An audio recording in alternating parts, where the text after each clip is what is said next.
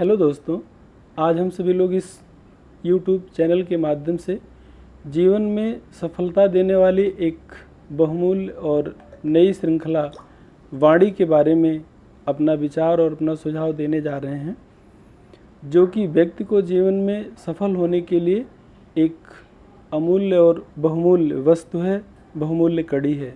इसके बारे में सबसे पहले मैं आपको बताना चाहूँगा कि संस्कृत का एक श्लोक स्पष्ट करता है कि प्रिय वाक्य प्रदानेन सर्वे तुष्यन्ति जन्तवः तस्माद् तदेव वक्तव्यम वचने का दरिद्रता।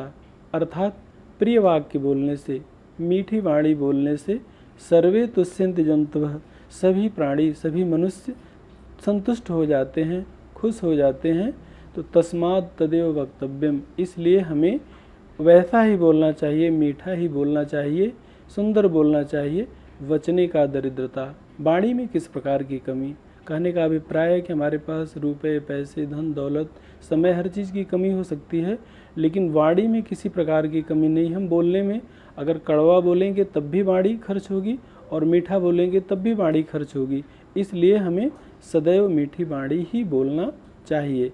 इसी बात को हिंदी साहित्य में आप भक्त काल के कवियों के क्रम में देखें, कबीरदास जी को ही देखें तो कबीरदास जी ने बहुत ही सुंदर दोहे के माध्यम से इस बात की प्रस्तुति दी है कि ऐसी वाणी बोलिए मन का आपा खोए, औरन को शीतल करें आपों शीतल होएं। मतलब हमें ऐसी वाणी बोलना चाहिए जो हमें अपने को भी शीतलता, मधुर वचन देती है और दूसरों को भी शीतलता देती है। यह हमारी वाणी की विशेषता है। इसी बात का परिचायक दूसरा दोहा है कि वाणी एक अमूल है, जो कोई बोले जान, ही तराजू तौल के तब मुख बहारान। हमें कुछ भी बोलने से पहले जिस तरह बंदूक से निकली हुई गोली पुनः वापस लौट के नहीं आती, उसी तरह अगर हमारे मुंह से जो जुबान निकल गई, जो वाणी निकल गई, फिर लाख प्रयत्न करो हम पश्चाताप कर सकते हैं, लेकिन उस वाणी को वापस नहीं ला सकते हैं, बोले गए कथन को वापस नहीं ला सकते हैं।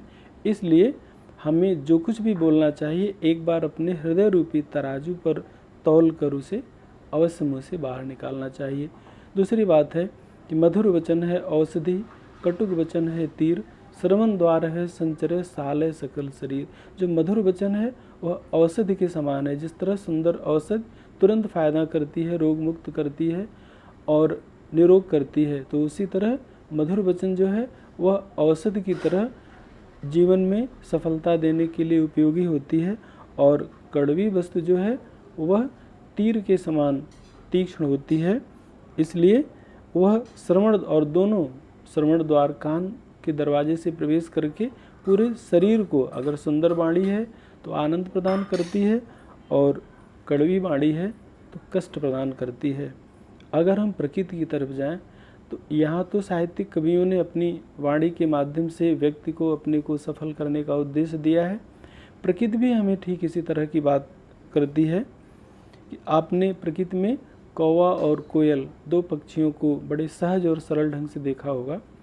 कौवा और कोयल दोनों रूप रंग से समान आकार प्रकार के हैं, लेकिन अगर हम देखें तो कौवा और कोयल को उनके वैयक्तिक रूप में, उनके चित्रगत रूप में उनका विभाजन करना कठिन है। लेकिन ज्यों ही कौवा और कोयल की आवाज़ निकलती है, बोलना शुरू करता है, तो कौवा कौवा हो जाता है और कोयल कोयल हो जाता है।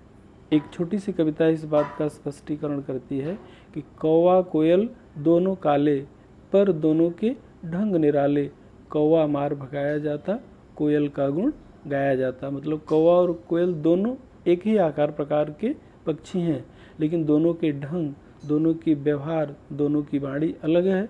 कौवा अपनी कर्कश वाणी से ज्यों ही मुड़ेर पर बोलना शुरू करता है, लोग उसे प्रायः भगाने की कोशिश करते हैं, और वहीं जब कोयल मीठे बोल अपने बोलने लगती है तो लोग, हर व्यक्ति उसको अपनी आवाज़ से आवाज़ मिलाने लगता है। इसलिए अंतिम संदेश है कि इसलिए बच्चों, जब अपना मुंह खोलो तुम भी मीठी बोली बोलो, इससे कितना सुख पाओगे, सबके प्यारे बन जाओगे, सबके प्यारे बन जाओगे। अर्थात जब भी हम मुंह खोलें सोच समझ कर बोलें, प्रिय वाक्य बोलें, कल्याणकारी हितकर वचन बोलें। इससे हमको अपने को व्यक्तिगत रूप से आनंद और आह्लाद मिलेगा, साथ ही साथ सुनने वाले को बिल्कुल उसके कल्याण की चीज़ें मिलेंगी और दोनों का, वक्ता और श्रोता दोनों का अभ्युदय होगा, दोनों का कल्याण होगा। और इसलिए वाणी एक ऐसी वस्तु है जो संसार में सबसे ज़्यादा मित्र बनाने में सहयोगी होती है, और वाणी ही एक ऐसी वस्तु है कि शत्रु बनाने में भी वह कमी नहीं रह सकती है। अंतिम संदेश मेरा यही है कि जिसके पास मीठी वाणी है उसको मित्रों की कमी नहीं होगी, और जिसके पास कड़वी वाणी है या बोलने का ढंग नहीं है उसके पास दुश्मनों की कमी नहीं है।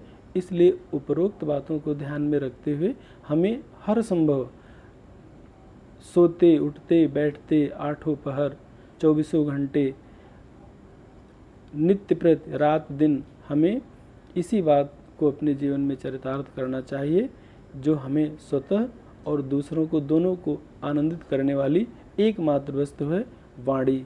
धन्यवाद।